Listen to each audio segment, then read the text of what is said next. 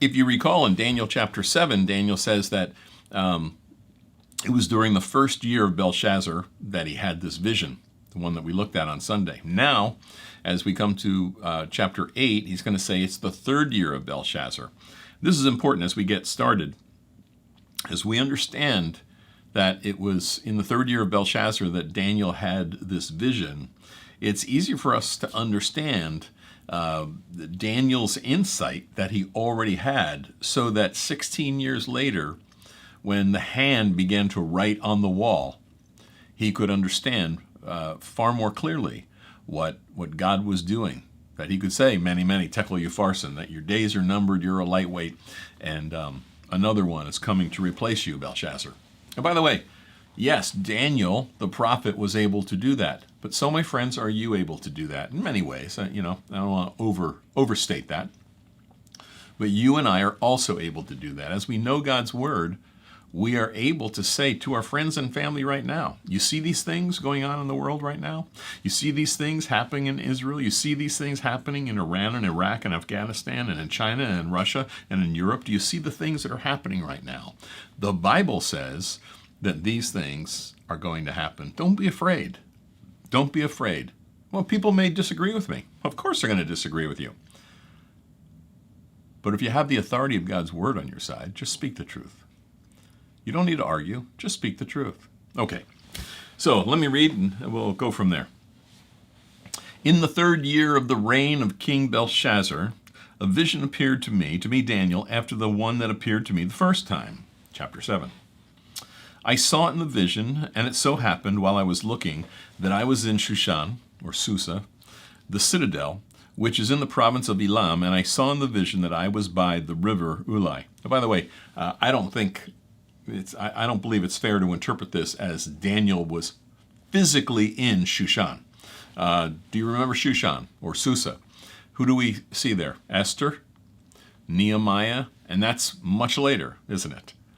So Shushan is 230 miles away from the city of Babylon. It doesn't really make a lot of sense for us to understand this as Daniel had taken a voyage there. That would have been quite a voyage for a man of his age. He's probably about 67, 68 years old at this point. So, no, I don't see it that way. He had a vision of himself in that place. And so he saw the vision by the Ulai River there in Shushan, in the province of Elam. Elam is the ancient word that we would call for Persia, okay? And technically it's only a province of Persia. And we can get into that more at another time. But verse 3, then I lifted my eyes, and I saw there standing beside the river was a ram, which had 2 horns, and the 2 horns were high, but one was higher than the other, and the higher one came up last. And then I saw a ram pushing westward, northward, and southward, so that no animal could withstand him, nor was there any that could deliver from his hand, but he did according to his will, and he became great. Some of this is going to be explained a little bit later on by the angel Gabriel to Daniel, but for our purposes, I'm going to go ahead and try to explain these things as we go. So you say, okay, this is another one of those weird dreams. He sees a ram, 2 horns, one's bigger than the other, and what's he doing? Okay, this is a symbol. The ram was always a symbol for Persia. If you're familiar even with some ancient war movies, The 300, for example, most of the men may remember that movie. The older version of the movie was better than the more recent one. But you have the Persians against the Macedonians, and the Persians would come with these, especially the leaders, the king especially, would have a ram's head as a crown, and then the fleece down his back. So the ram was always a picture of Persia in reality. But here's, prophetically speaking, God is using that picture. Remember, we saw last week the lion, a picture of Great Britain, the bear, a picture of Russia, and so forth. So God uses these images, or these symbols which are actually fairly identifiable for people. This ram, though, Persia, now actually, let me step back. Remember, it was a coalition of the Medes, or what we would call the modern-day Kurds up in northern Iraq. They were in coalition with what we would call modern-day Iran, or Persia. And he says that he had two horns, but one grew stronger. In other words, the one that came up second actually grows higher, grows stronger. That's exactly what happened. The Medes and the Persians together, but the Persians became the stronger force in that coalition. And that's why we call the kingdom of Persia. All right. So, but as I was considering this, Daniel says in verse 5, suddenly a male goat came from the west. So we've got a ram, which represents the Medes and the Persians. Now a goat. A male goat came from the west across the surface of the whole earth, without touching the ground, and the goat had a notable horn between his eyes. Now, the horns tend to represent kings as well as kingdoms. So I mentioned to you that the ram has always been symbolic of Persia. Now we have a goat. I don't know if you know your zodiac. Any of you know your zodiac? I see you. You shouldn't know your zodiac. You shouldn't be looking at that stuff. Anyhow, so when you think of Capricorn, for example, Capricorn is the goat, or Aries is the ram. But the word Aegis, okay, or as in Aegean Sea, the land of Aegea was the land of Macedonia, and Macedonia to Greece, and the body of water near it is the Aegean Sea. The body of water gets its name from the landmass. So it's the Goat Sea, okay? So these symbols seem strange to us unless you know something about the historical background for all of this. Okay. All right, this is going to start moving here. So as I was considering this, Daniel says, a male goat suddenly comes from the west, across the surface of the whole earth, without touching the ground. In other words, he's moving so fast. And the goat had a notable horn between his eyes. And then he came to the ram that had two horns, which I had seen standing beside the river, and ran at him with furious power. And I saw him confronting the ram. He was moved with rage against him, and he attacked the ram, and he broke his two horns, and there was no power in the ram to withstand him. But he cast him down to the ground, trampled him. There was no one that could deliver the ram from the goat's hand. Therefore the male goat grew very great. But when he became strong, the large horn was broken off, and in place of it 4 notable ones came up toward the 4 winds of heaven. I know what you're thinking. What on earth is going on? Okay, let's try to walk through this for a moment. And again, some of this is going to be explained a little bit later on when God tells Gabriel to tell Daniel about it, but I'm just going to give it to you now so that you don't tune out too quickly.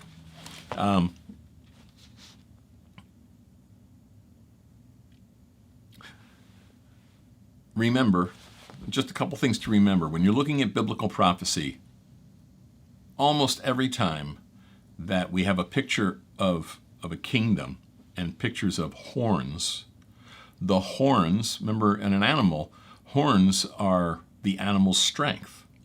So, and also, I think I mentioned this on Sunday, when we see a horn, as in, like last week, we saw a horn that had 2 eyes on it. Eyes are always a picture of wisdom or intelligence. Now, here's a picture, when we look at the goat, it's kind of strange. You don't think of seeing a goat with 1 horn, you think of a goat with 2 horns. But this is almost like, for us, we'd say like a unicorn, right? 1 horn between its eyes.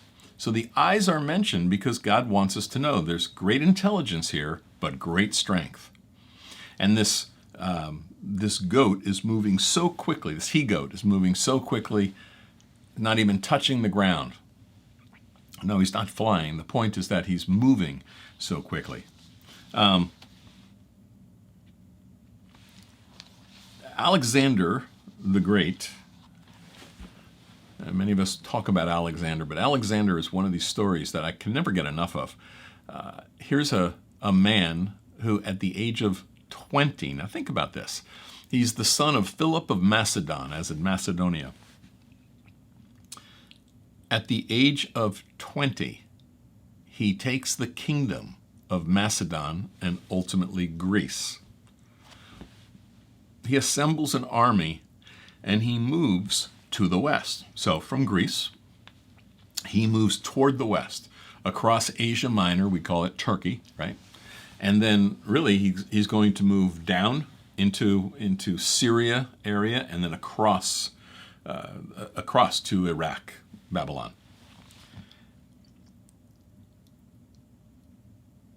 He conquers the world.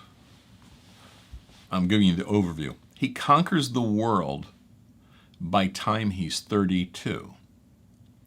So by 331, I believe is the year, by 331 BC, at the ripe old age of 32, Alexander has gone as far as the Hindu Kush, as far north as the Black Sea. He's taken the known world at this point. In the city of Babylon, which he takes, right, it becomes his eastern headquarters, he finds himself in a drunken stupor because he's depressed. There are no more kingdoms to conquer. And so he gets drunk. He'd been out in the rain, as I understand it. I could be a little bit wrong on that last one. But in any event, his body was wet, his clothing was wet, but he's drunk. He falls asleep outside. He catches a cold, and ultimately pneumonia. And in a relatively short period of time, he dies from pneumonia. Now let's step back here for a moment, because what we read is that he moves quickly. He moves quickly from the west against this ram, against Persia. Persia was known to have an army of like 2.5 million. Alexander was furious. The Greeks hated Persia because of everything that Persia had done to them. So what Alexander did, actually the famous battle was the battle at the Orontes River. Alexander had an army of 35,000 men. Sounds big. But he was up against Persia's army of 500,000 men. And they beat the Persians. They mopped up. Alexander was known for doing things. Actually, let me turn that around. The Persians were known for a particular strategy. They would always try to position themselves as often as they could so that they had the sun to their back, so that their enemies were now at a disadvantage, because sometimes you just can't make out where your opponent is. And then the Persians could take advantage, unfair advantage, of their opponents. Alexander instructed his men to polish their shields so that they were virtually as mirrors. So when they went up against the Persians in these battles, they were shining the sun right back into their eyes. Anyhow, over a course of about 2 years, they whooped the Persian Empire. He took the world. He took the world. And here he is now on his deathbed. We'll go on with the study in a moment, but I think it's important to get this. On his deathbed, here he is, young man. Think about it. Some of you are pretty young. And think about being 32 years old. You've conquered the known world. You're dying. Your generals come to you and say, what do we do? To whom does the kingdom go? You're the king. Who gets the kingdom? And Alexander is known to have said, give it to the strong. That's kind of designed to stir up a little trouble. And so his 4 generals divvied up the known world. Imagine doing that. Divvied up the known world. Lysimachus, Cassander, Ptolemy, and Seleucus. You may be familiar with a couple of those names. Ptolemy, Ptolemy, Ptolemy, and Seleucus. So anyhow, Lysimachus takes Asia Minor and north. Cassander takes Greece and west across what we probably would call southern Europe today. Ptolemy takes Egypt and south into Africa. And Seleucus takes Syria and ultimately over over Israel, that area, okay? So they've divvied up the world, and that's the situation. By the way, let me give you a couple other facts. Nebuchadnezzar was a great general. Tyre, the city of Tyre, was off the coast of modern-day Lebanon, an island. It was an island empire. Nebuchadnezzar spent 11 years trying to conquer Tyre. He couldn't do it. Alexander did it in 7 months. He had his men bring boulders, and they built a causeway out to Tyre. And they marched across that causeway, and they took Tyre. Cities and empires, or kingdoms, I should say, were known for just opening their gates and giving up. Well, it's better to surrender sometimes than to think of what level of pain will we have to endure, and the chances are we're all gonna die anyhow. So why don't we give up? And Alexander was a reasonably enlightened conqueror, and so as long as people went along, he was okay with that. He had a dream one time. I think it was soon after he had conquered Tyre. He had a dream of men in white, and then one particular man dressed in purple with a gold crown on his head, with a book in his hand. And it troubled him. He never had the answer to it. When they marched across Syria into what you and I would call modern-day Israel, and he came toward Jerusalem, the city gate opened, and out walked the Levites, dressed in white, and the high priest with his headpiece on, his golden headpiece, and a scroll under his arm. He comes out to meet Alexander, and he opens the scroll, and he shows him Daniel chapter 2, shows him that he's the third empire in Daniel chapter 2. And then he went to Daniel chapter 8, said, "You're the he-goat. You're the one who conquered the ram. This is you." Alexander, pretty impressed. I mean, it reminds me of Daniel speaking to Cyrus and showing him the scroll of Isaiah. Anyhow, he spared the city, and he showed them peace. It's an amazing story when you think of Alexander and all the things that he did. We're going to move on to the next guy, but I guess I want to leave this here because, sometimes what we do is we think of these conquerors and we think just brutal, terrible people. And yeah, brutal people, no question about it. You think of what Nebuchadnezzar did. You think of what Cyrus and what Darius did.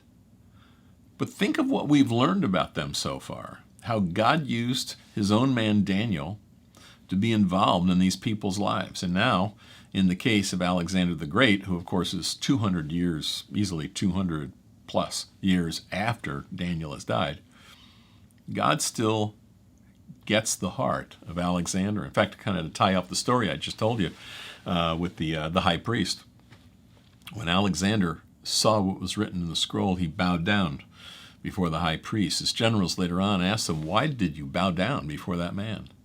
And he said, "I didn't bow down before that man. I bowed down before that man's God." I'm not saying Alexander was a believer. I don't know. Maybe we will see him in heaven in some ways. I don't know. But here's a man who, in his conquest of the world at such an early age, he spread Koine Greek, common Greek, across the world. It became the language of the world for centuries and centuries, up until the time of the Roman Empire. He paved thousands of miles of road, many of the same roads that the early missionaries walked to bring the gospel to other nations. How was it that he could be so strong that he could defeat so many kingdoms, to defeat Persia, to defeat all these kingdoms? Well, God did it, because God had a plan for you and me. And we read later on, Paul will say in Galatians that when the time had fully come, after Greece had conquered the world, and then Rome conquered the world, after the roads were laid and there was a language system in place, the New Testament translated into Koine Greek, written, I should say, in Koine Greek, so that the whole world could read it. See, God used these people to lay out a foundation. God's always at work. I don't know what your education was like. I can tell you that, I love history today. I can't say that I loved history. When I was in junior high or high school, I did okay at it. I guess I did better there than I did in algebra. I did all right in science. I did all right in English. I just wasn't that interested. I just wasn't. It was after I was born again, that's when I became very interested in history. That's when I really wanted to read. Why? Because I understood that history is not just about names and dates. It's His story. It's a story that God has laid out for us to understand that He has a plan. He has a plan that He's laid out for all mankind to understand. He reached down into my life in 1974, put up with my rebellion even until 1980, when I finally said yes. Think of your life. Think of all these lives He's reached into. Think of the drug addicts, all the different people whose lives He's touched.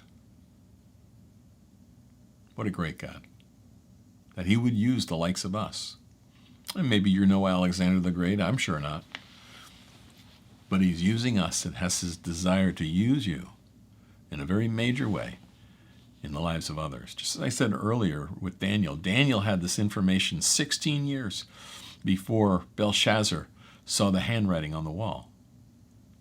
But he was certainly prepared in terms of how to explain it to Belshazzar. You and I have God's Word, God's written Word. As we study it, we are prepared, we really are, to be able to explain what's going on in this world to so many other people. All right, well,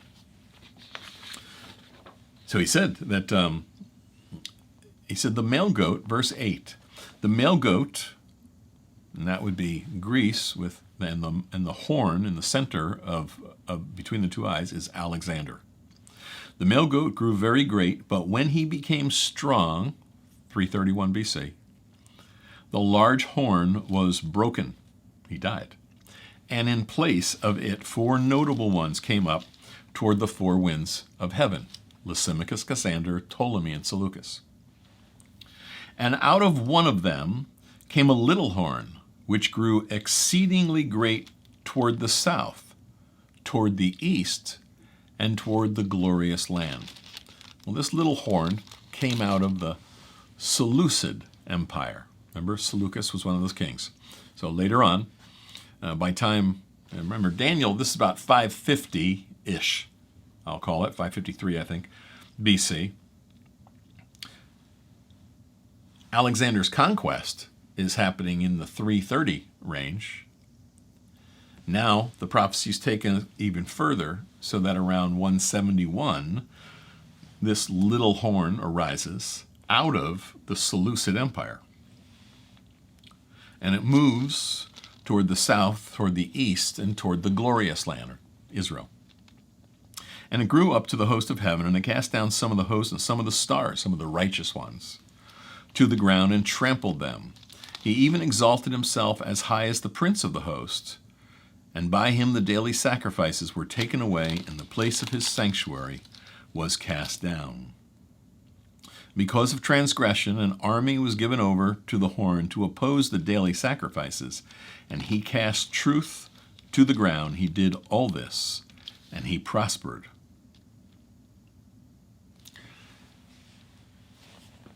So this little horn is a king that comes out of the Seleucid Empire. He names himself Antiochus, as in like Antioch, Syria, Antiochus Epiphanes, or Antiochus the glorious one, or Antiochus the illuminated one. He was brutal. He's a type, and you can pick that up as you read through this. He was a type of the Antichrist who's coming. He's not the Antichrist, but he was a type of the Antichrist. And Antiochus, I kind of go back and forth, sorry. But Antiochus Epiphanes, also known by the Jews under their breath, they referred to him as Antiochus Epimanes, Antiochus the madman. He was a madman. His hatred for the Jews was extreme. He hated them all. He wanted to kill them all. In fact, that's his downfall. As he takes Jerusalem, he begins the desecration of the Second Temple there in Jerusalem. Remember, the Jews were allowed by Cyrus to go back under Zerubbabel, and written for us in Ezra. And Zerubbabel and Ezra rebuild the temple. So that's the Second Temple. And Antiochus, and Antiochus, I'll call him. I tend to go there. Antiochus begins to desecrate the temple. He hates the Jews. He did all kinds of things. I won't gross you out too much. You can read more about this if you want in Josephus. You can usually look this up online if you don't have a book of Josephus. But it's I believe it's in Josephus Antiquities 7, the 7th book of Antiquities, where he describes Antiochus Epiphanes. This is a man who hated the Jews so much he prohibited circumcision. One of the stories was about these 2 women who had their babies circumcised. So he killed the babies, and then hung the carcass around their necks, and then drove the women off the walls. One woman who had a number of sons, and he set up a large skillet, and he fried each one before her eyes. Just terrible stuff that this man would do. Many of us may not know much about Judaism, but one thing I think we all pretty much know is that Jews don't like pork. And Antiochus Epiphanes went so far as taking a sow and slaughtering it on the altar of the temple, and then splattering the blood all over the Holy of the Holies. A brutal, brutal, brutal man.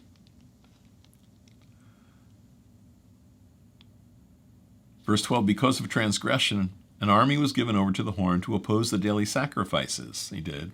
And he cast truth down to the ground. He did all this, and he prospered. And then I heard a holy one speaking, and another holy one said to that one who was speaking, and we're not told who these are, but I'm presuming angels, how long will the vision be concerning the daily sacrifices and the transgression of desolation, the giving of both the sanctuary and the host to be trampled underfoot? How long is this going to go on? Remember, this is happening, what he's describing here is happening many centuries after Daniel is having this vision. Actually, let me stop for a moment.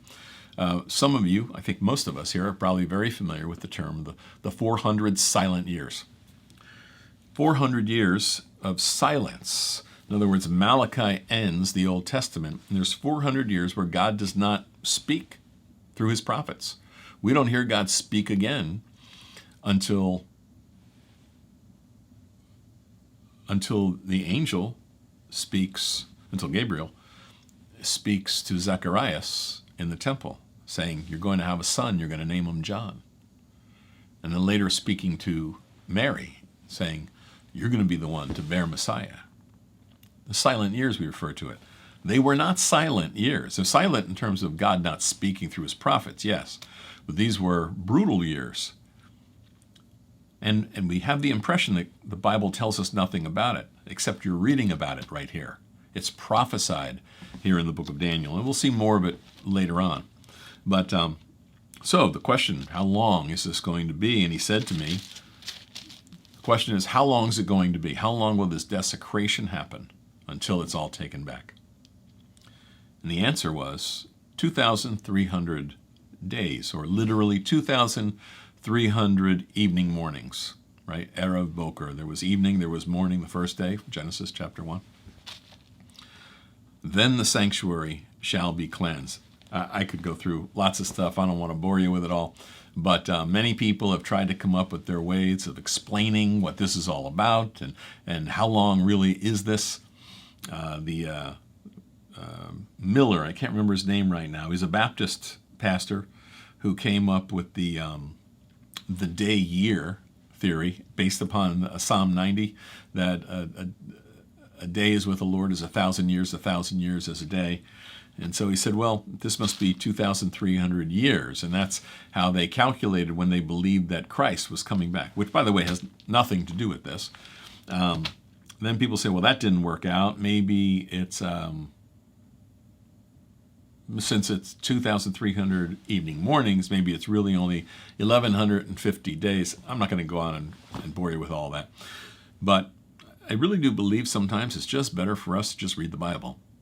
How long is this going to be? 2,300 days. And I can't give it to you exactly. But you can look up some of this on your own. Here's a key to remember. The Jewish year is 360 days. So if you divide out these 2,300 days by 360 day years, you come out to 6 years, 4 months, and 20 days.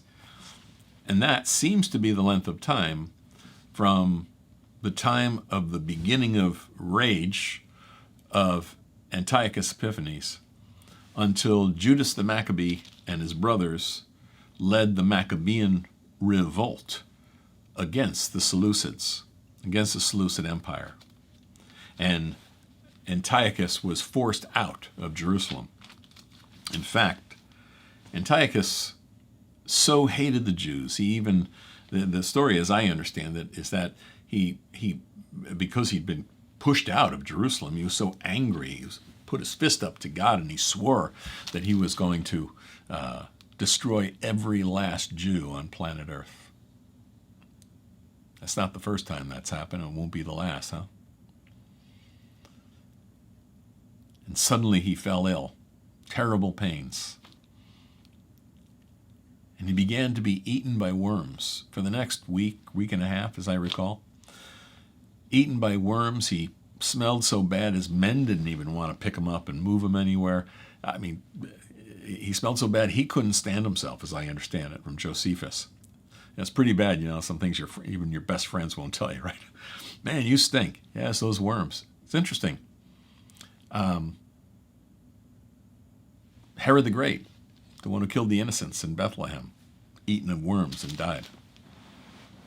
Herod Antipas, up in Caesarea, you recall, from the book of Acts, where he stands there in the sun gleaming off his golden robe and all that, and the people were basically schmoozing him and said, oh, this is not a voice of a man, this is the voice of God. And because he didn't give glory to God, he was struck down with worms and died. There are many others, actually. Do a little research on your own, you'll find out there are many people who defied God and who were eaten of worms and died.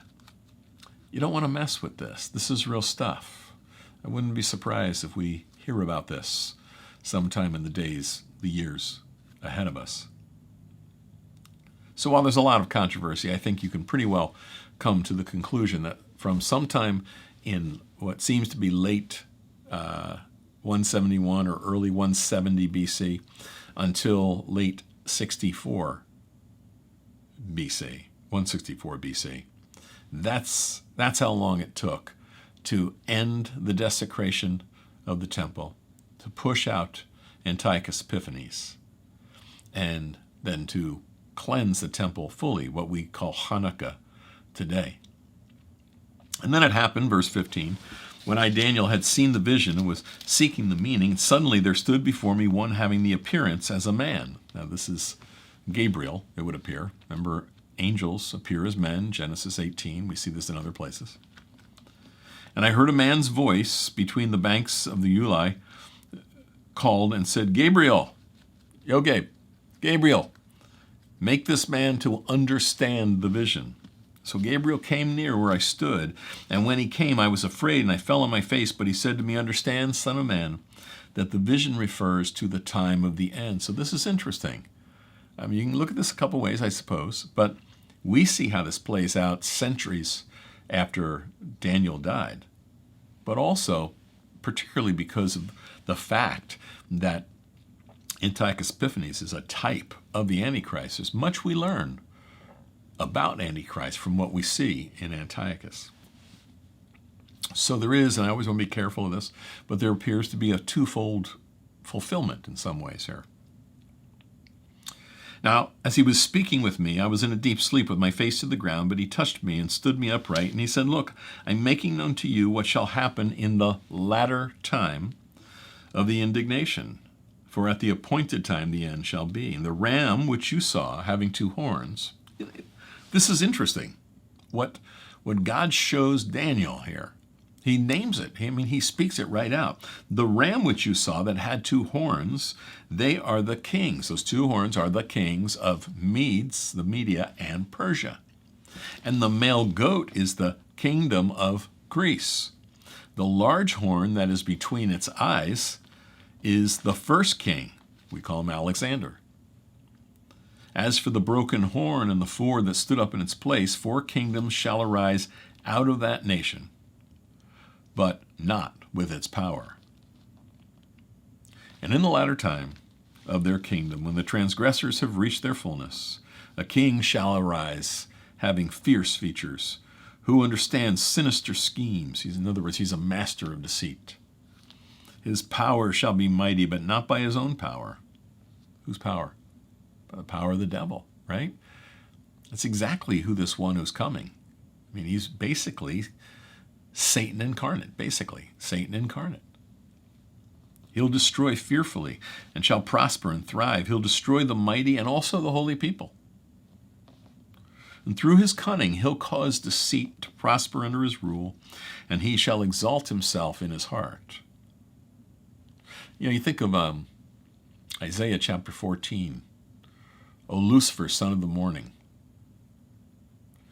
As great as you are, God says, how you have fallen. For you said in your heart, I will exalt myself above the Most High. Right? You'll read that for yourself. In fact, he even says that you will be cast down to the ground. Men will look at you and say, this is the one we feared? And it goes on to describe how he's eaten of worms. So, yeah.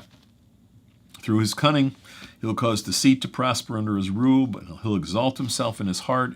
He'll destroy many in their prosperity. He shall even rise against the prince of princes, but he shall be broken without human means. So this is basically Satan incarnate who's coming. Man's not going to be able to take him out. God himself will do this. And the vision of the evenings and the mornings, which was told, is true. Therefore, seal up the vision, for it refers to many days in the future.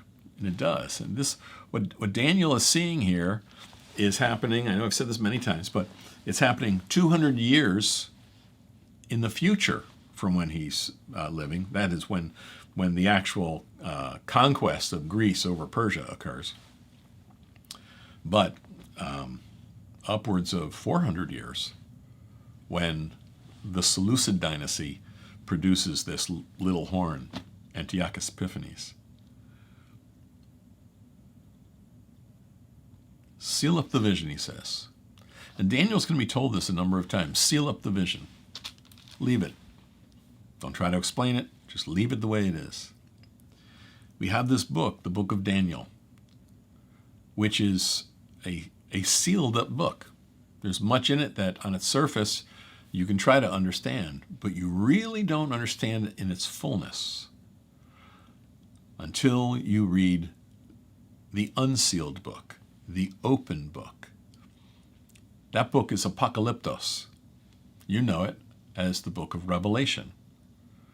The revelation of Jesus Christ, which God gave to him to show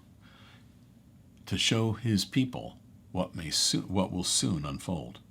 This is an unsealed book, the book of Revelation. It's an opened book, whereas Daniel is a sealed book. And yet you really only understand the open book when you have the sealed book next to you. And you can read the sealed book and understand much of what you're reading there in the book of Revelation. Fascinating, fascinating study. Daniel fainted and was sick for days, he says. Afterward I arose and I went about the king's business. I was astonished by the vision, but no one understood it. No one understood it. But now we do. Listen, this is fascinating stuff. I encourage you, read ahead. Start to read chapter 9. We're going to spend 2 weeks on Daniel chapter 9. And I think God has a lot that he wants to show us here. As we get into Daniel chapter 9, the whole chapter is fascinating. Wonderful chapter. But 4 verses in particular, Daniel 9 verses 24 through 27, are themselves together the most powerful and profound prophecy I believe you're going to read in the whole Bible. I know that's kind of an over-the-top statement, but I believe I'm right.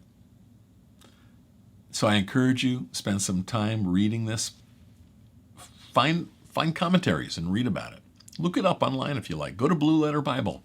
Read. Don't just depend on what I tell you, but begin to read, because this is fundamental to understanding where we are today, what has happened in the past, and what is unfolding right before our eyes. God has appointed that you and I would be living at the time of the end.